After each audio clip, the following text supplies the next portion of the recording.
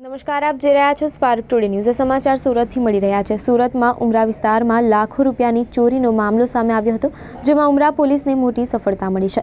Four season બિલ્ડિંગના 9 માળે ચોરી કરનાર નોકર બિહારથી ઝડપી પાડ્યો છે। દેવેન્દ્ર રાયની પોલીસે ધરપકડ કરી છે। આરોપી પાસેથી સોના ચાંદીના દાગીના, રોકડ રકમ મળી 72 લાખની મુદ્દામાલ કબજે કર્યો છે। નોકરે માલિકનો વિશ્વાસ કેળવીને ચોરીને અંજામ આપ્યો હતો। ચોરીને અંજામ આપ્યા બાદ પોતાના વતન બિહાર ભાગી છૂટ્યો હતો।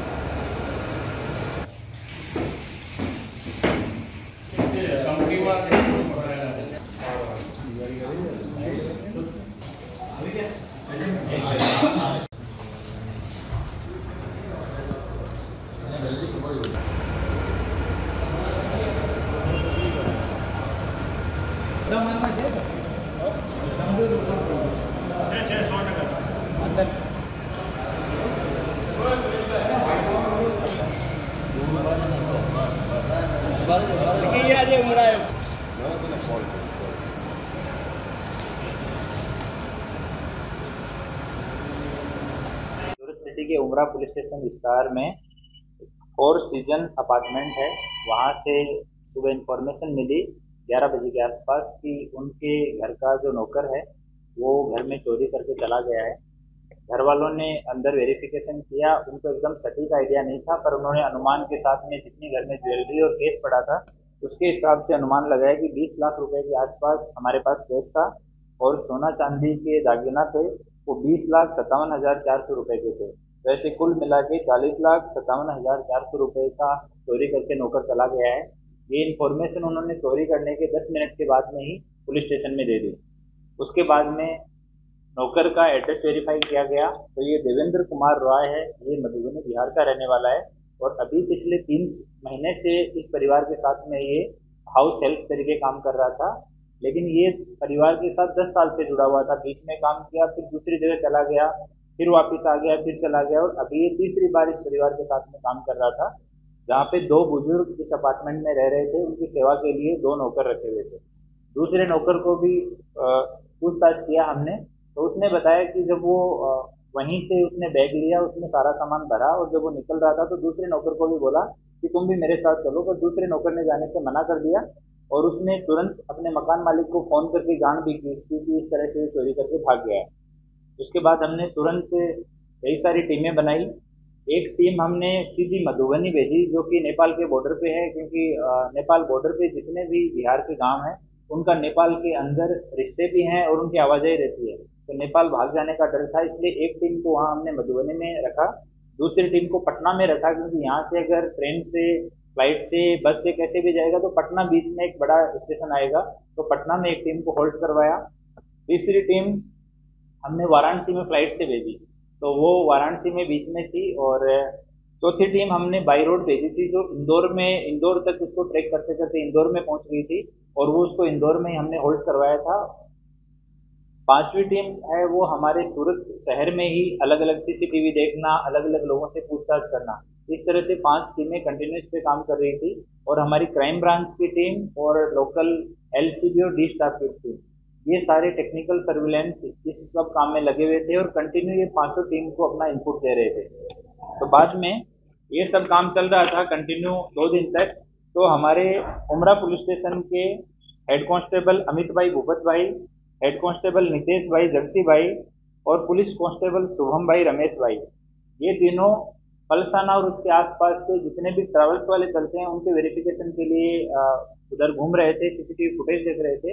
तो वहाँ उनको इन्फॉर्मेशन मिली कि एक बस में ये लोग यहाँ से बैठ के गए हैं और वो बस MP तक, रीवा तक जाने वाली है। तो तुरंत बस का कांटेक्ट किया गया और सुबह 5 बजे हमने रीवा SP साहब के साथ में और वहाँ पे सिविल लाइन पुलिस स्टेशन के PI के साथ में बात की और उनकी टीम के साथ मिलके इनको बस से उतारा गया और वहाँ रीवा पुलिस स्टेशन ले जाया गया, रीवा डिस्ट्रिक्ट में।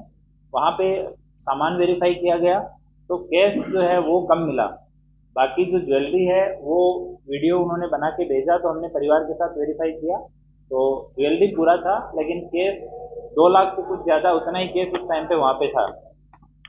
तो हमारी जो वाराणसी की टीम थी उसको वहाँ रीवा पहुँचने के लिए बोला गया। तो सुबह 9 साढ़े 9 बजे तक वो लोग रीवा पहुँचे और वहाँ बैठ के उन्होंने पूछताछ की। तो पूछताछ में उसने बताया कि आरोपी जो देवचंद्र कुमार देवेंद्र राय है, इसने वहाँ पे बताया हमारी टीम को कि उसका एक दोस्त है जो उसके गांव का ही है और यहाँ पे रहता है सूरत में, उसका रत्नेश कुमार अशोक राय नाम है और ये गोथान गांव सूरत में रहता है। इसके पास इनका आपस में दोनों का भरोसा बहुत अच्छा था। तो 15 लाख रुपए इसके पास में रख के गया था कि मैं जब बताऊंगा या मैं आऊंगा वापस तो मैं ले लूंगा, तब तक के लिए तुम ये पैसे को रखना। तो हमारी टीम वाराणसी जो थी और इंदौर जो थी वो दोनों टीमें मिलकर आरोपी को वापस पुलिस स्टेशन लेके आई। उसके बाद में नामदार कोर्ट के सामने रजू किया गया। नामदार कोर्ट ने उसका कस्टडी दिया, फिर पूछताछ की, रत्नेश का एड्रेस लिया, फिर रत्नेश के यहाँ गए। ये 15 लाख रुपए जो हैं वो रिकवर हुए। बाद में जब पूरा जो मुद्दामाल है उसको सोनी बुला के और वजन करवा के उसका वैल्यू निकाला गया, तो जो ज्वेलरी है सोना और चांदी उसकी कीमत 54,36,867 रुपए और जो केस है वो 17,91,500 रुपए है। और उनके पास में 3 मोबाइल हैं जो इन्हीं तीनों आरोपियों के हैं, वो 20,500 को, ऐसे 72,48,867 रुपए का टोटल मुद्दामाल है वो बरामद हुआ है। और 3 आरोपी इसमें अभी अटक किए गए हैं। एक मुख्य आरोपी जो घर से चोरी करने वाला है देवचंद्र कुमार, ये मधुबनी बिहार का रहने वाला है। दूसरा रत्नेश कुमार अशोक राय जो इसका मित्र था, जिसके पास ये 15 लाख रुपए जिसकी कस्टडी में छोड़ के चला गया। और तीसरा एक मुनानंद उमेश कुमार है। जब ये देवचंद्र कुमार यहाँ से चोरी करके जा रहा था तो इसके 3 भाई और भी सूरत में रहते हैं, तो अपने एक भाई के पास गया, उमेश नाम के, उसका बेटा है ये मुनानंद, तो ये मुख्य आरोपी का भतीजा है। इसको ये अपने साथ ले गया कि तुम भी हमारे साथ चलो, और जबरदस्ती इसको लेके साथ में चला गया। तो ये 2 आरोपी जो साथ में थे वो थे, और एक आरोपी जो है जिसके कस्टडी में 15 लाख रुपए थे। तो इन तीनों को अभी अरेस्ट किया गया है।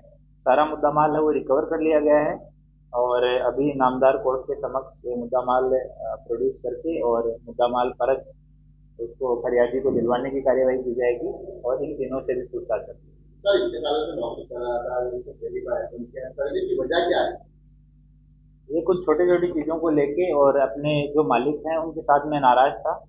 जैसे कि उसको कुछ साड़ी का था कि मुझे साड़ी लाके देनी थी दिवाली पे, वो साड़ी मुझे नहीं लाके दी थी।